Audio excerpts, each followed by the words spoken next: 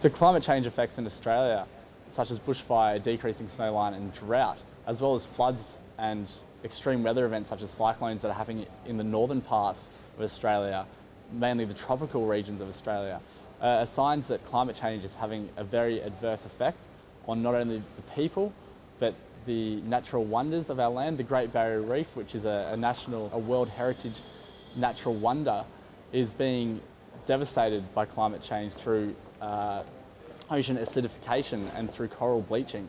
And so the Great Barrier Reef is an area of great national significance, and it's also an area of great international significance as well. Year after year it attracts many, many tourists to Australia, and not only for Australians to visit, but people from overseas come to Australia specifically to visit and study the Great Barrier Reef. And so the Great Barrier Reef not only helps us through tourism, but it helps our understanding of natural systems, particularly ocean systems and maritime systems that can be studied and better understand, so that we can learn to deal with environmental issues when they arise. And so climate change has had a number of impacts in our community over the last, I suppose, 5 to 10 years. Drought has been a huge factor in Australia over the last 10 years. The town that I live in is quite a small, close community of about 1,000 people, and it's an area which is one of great natural beauty and great natural significance, because the natural processes of the land and of the climate play such a big role in both the farming and both the natural importance of the ecosystem. This process and the drought process and the drought system and the bushfire system are becoming more adversely affected because of the impacts that climate change is having on the seasonal patterns. The seasonal patterns are starting to change, and so we're getting less rainfall in the times that we should be getting rainfall. And so this is having a negative impact on the land. Farmers, particularly ones in remote, drier regions of Australia, have had to move away from their homes. They've had to leave their farms as a result of the drought and a result of bushfires and the impacts that climate change is having on their environment. At the global scale, we can attribute most of the warming of the last 30 to 40 years to human activities. How do we know that? Because Ma Earth is a perverse lady. She gives us climate change. She doesn't say, this much me, this much you. So we have to build computer models, which are our best virtual reality understanding of how the atmosphere works, the ocean, the ecosystems, and the chemistry. And it's completely clear that, as IPCC said, it's very likely that most of the last 40 years of warming have been due to human activities. But that's at a global scale. What about fires in the US West? They've gone up by a factor of 5. What about intensifying hurricanes, particularly in the Caribbean, or typhoons in the Pacific and the Indian Ocean? They've gone up a little bit. How much of that is natural variability, and how much of that is heating up the oceans as part of the global warming story? Well, nobody knows the answer to that. All you can do is say, statistically, if you warm up the oceans, when the conditions are right for a strong storm, it's got to be a little stronger, and it's been observed. First of all, the sea level will rise, and it's going to inundate huge portions of the coastal areas in Bangladesh, where there is a prediction that 17% of our land will go underwater, and that means displacing millions of people. When the land gets inundated, goes underwater, where will people go? So they will have to go somewhere else. Or if people are not being able to cultivate, what will they eat? So they will have to leave their places, their homestead. Their homestead will go away. Their means of livelihood will go underwater. There's a fear that people will just drown unless they are relocated somewhere before that. The other very serious effect will be the salinity that will be caused by the sea water coming in, which will destroy arable land, so people will not be able to cultivate. So that will also, these two are the most major and dangerous kind of negative impacts of climate change on Bangladesh. We have to make provisions for them in our own country, but we just don't have the place. You know how small Bangladesh is. So if 17% of Bangladesh's land goes away, then there'll be more people per square feet. So it will be very difficult to hold them on into our own place. So we have to negotiate with these different countries of taking huge numbers of people, but we have to be prepared for that. Climate change is a very real problem. The distress it can cause is apparent. At COP15, activists of all ages, particularly the youth, emphasized a sense of urgency.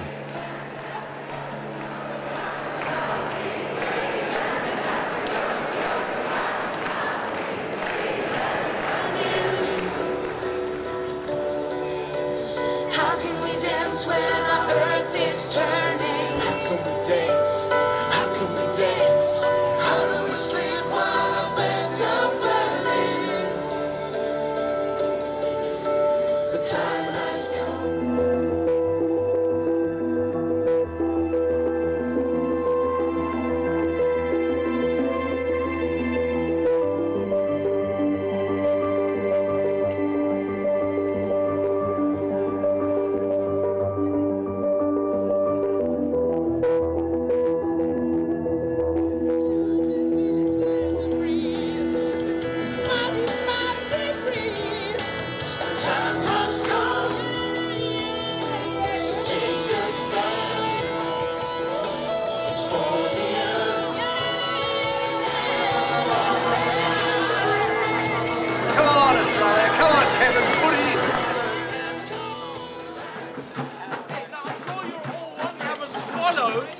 A little bird that's spying for us down in the village.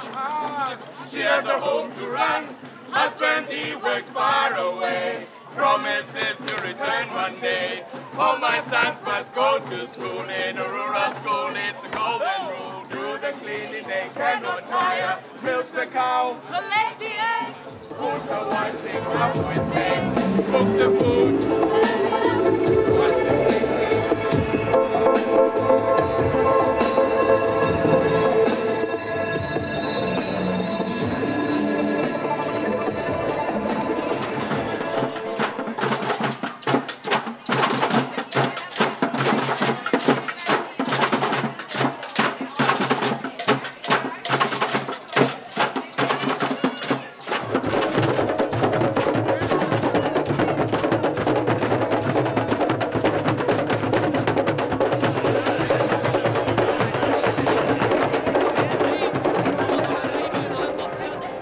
We cannot, if we leave Copenhagen without a legal binding outcome, if we leave Copenhagen without very strong commitment on finance, if we leave Copenhagen without this, how do you want us to go in front of our children and to tell them we couldn't reach nothing?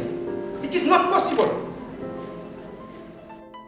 The youth know of the seriousness of climate change, yet their optimism remains.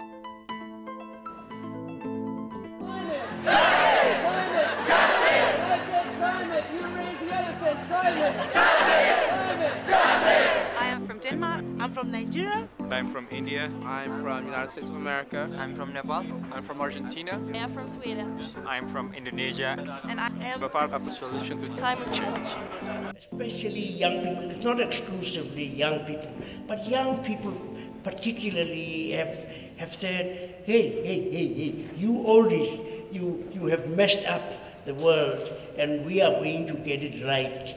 And we're going to get it right also for yourselves. Climate change is definitely an intergenerational problem, and youth are definitely important to all this because they're the ones that are going to inherit the mess. They're the ones who are going to have to deal with the things that we're doing today, and they're ultimately going to have to pay for the very real costs that we're imposing on future generations. We as youths, we are the ones who are going to be hardly affected by the issues of climate change.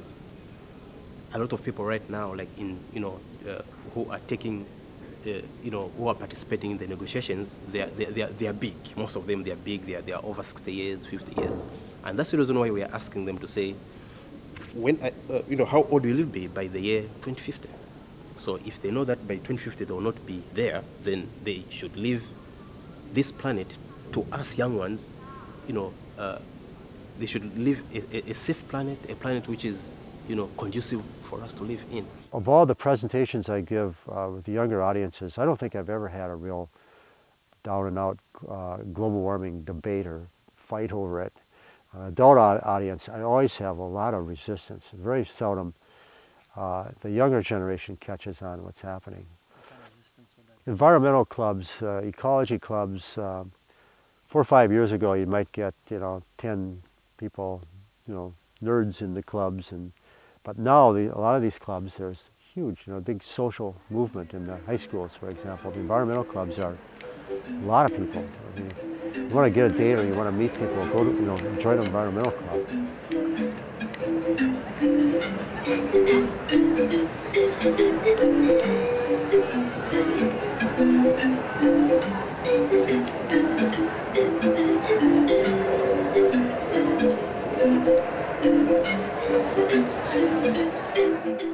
So I want to tell the Japan youth about the COP15, so I'm here.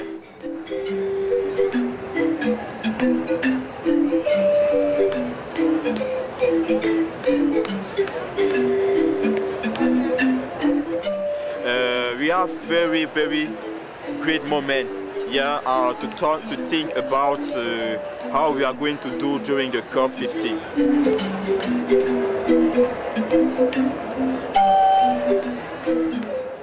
If we love our children, I think, and if we love the children that they might have, we all have to work on this now. I've found out that changing the society in this speed and this way, which is needed to survive in the long run, cannot be learned by adults. Older people cannot change their minds so fast, but young people are open for it.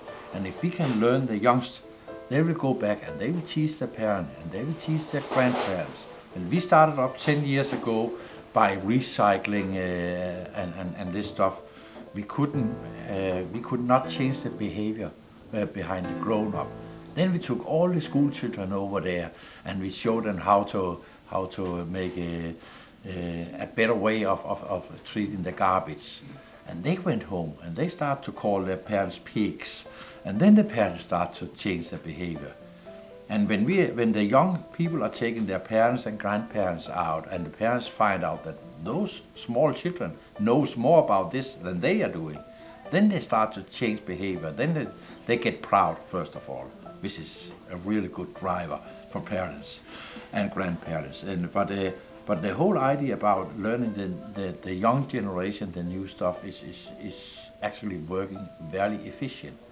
Because if they can find out the parents is accepting, they are not learning it, but they are accepting the new technologies, the new way of behave in an other way than if we as the public is coming and saying this is law and you must do so and so. The youth are important in re-examining the lifestyles of preceding generations. By nature, youth are more energized, and through communication they help create movement and change. However, youth often lack authority, so it is important that everyone remember what it was like to be young and to recall the desire to be heard. Through communication, differing generations can become more conscious of ways to live more sustainably.